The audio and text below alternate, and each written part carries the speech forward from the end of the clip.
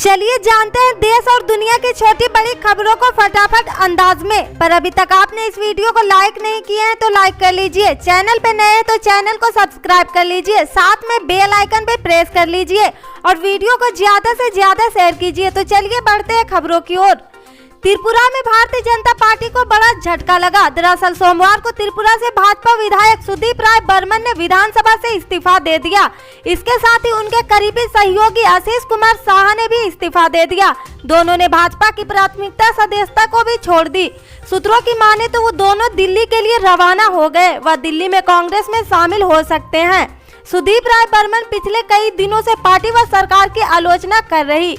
इससे पहले 29 जनवरी को भाजपा के बागी विधायक सुदीप राय बर्मन ने त्रिपुरा सरकार पर हमला किया था। उन्होंने कहा था कि राज्य में लोकतंत्र नहीं है और यहाँ लोगों का दम घुट रहा। साथ ही उन्होंने पार्टी छोड़ने के सवाल पर कहा था कि वह अपने लोगों से पूछने के बाद ही अपने भविष्य पर फैसला करेंगे। त्रिपुरा में 2023 में विधानसभा चुनाव होने हैं।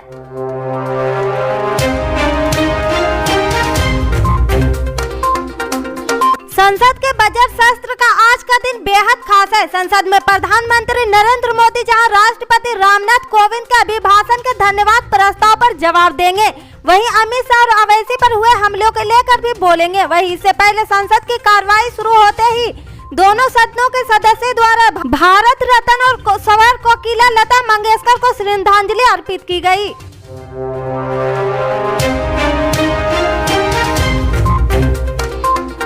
उत्तर प्रदेश में पहले चरण के 58 सीटों के लिए वोट 10 फरवरी को डाले जाएंगे। सूबे की सियासत में अब चुनावी जंग तेज हो गई। तमाम राजनीतिक पार्टियों ने अपनी पूरी ताकत झोंक दी। वार पलटवार का दौर जारी है। कई सीटें ऐसी है जहां दिलचस्प जंग देखने को मिल रही, लेकिन यूपी चुनाव में एक सीट ऐसी है जहां जंग शाही है। अब हम बात कर रहे हैं रामपुर की, जिस पर दो राजघराने आमने सामने हैं। इस सीट से मोहम्मद आजम खान और रामपुर के नवाब काजिम अली उर्फ नावेद मियां के बीच चुनावी लड़ाई है। समाजवादी पार्टी अखिलेश यादव सरकार में मोहम्मद आजम खान का क्या रुतबा था, ये किसी से छिपा नहीं।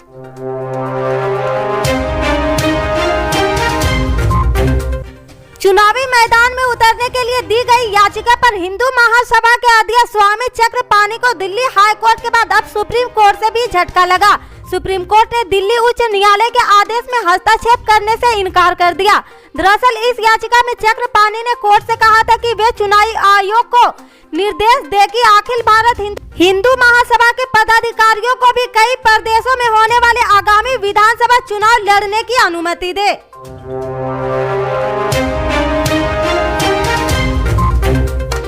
उत्तराखंड के उधमसिंह नगर में बीजेपी चुनाव की प्रदेश सह प्रभारी लोकेट चटर्जी के काफिले पर हमला हो गया। खबर के मुताबिक लोकेट चटर्जी जब दिनेशपुर क्षेत्र के सुंदरपुर गांव में चुनाव प्रचार कर रही थी, तभी सामने से निर्दलीय प्रत्याशी राजकुमार ठकराल के समर्थक आ गए और उन्होंने गाड़ी रोककर कार्यकर्ताओं के साथ अभद्रता की और मारपीट की। वहीं राजकुमार ठकराल का दावा है कि बीजेपी तिल का ताड़ बनाने की कोशिश कर रही।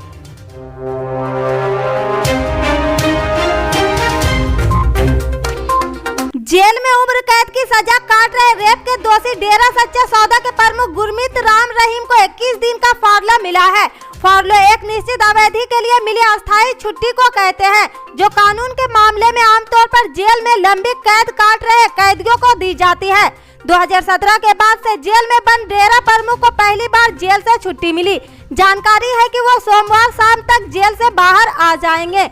बता दें कि गुरमीत राम रहीम को 2017 में 2 अनुयायियों के साथ दुष्कर्म के जुर्म में 20 साल के कारावास की सजा सुनाई गई थी। इसके बाद सीबीआई के एक विशेष अदालत ने डेरा के पूर्व प्रबंधन रंजीत सिंह के 2002 में हत्या के मामले में डेरा सच्चा सौदा प्रमुख और 4 अन्य को सोमवार को उम्र कैद की सजा सुनाई है और वह अभी रोहतक की सुनरिया जेल में बंद है।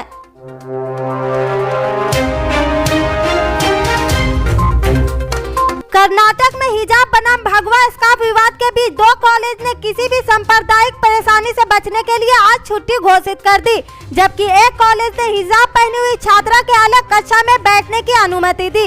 गेट के बाहर हिजाब पहनने वाले छात्राओं के विरोध प्रदर्शन को लेकर उडुपी के जिले के कुंडापुर में सरकारी जूनियर पीयूष कॉलेज ने सुबह युवतियों को परिसर में आने की अनुमति तो दे दी, लेकिन उन्हें इस पूरे विवाद स्वरूप बिना पढ़ाए अलग कक्षा में बैठा दिया गया। कॉलेज के अधिकारियों ने कहा कि यह गेट के बाहर भीड़ हटाने के लिए किया गया है।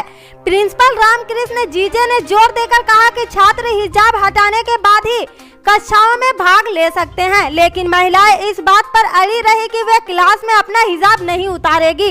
वहीं Kalavara Varadaraj M Shetty government first grade college Kundapur में हिजाब में छात्राओं को घर भेज दिया गया। इससे आगे की खबर को जानने के लिए जुड़े रहे हमारे राइट न्यूज के साथ। जय हिंद।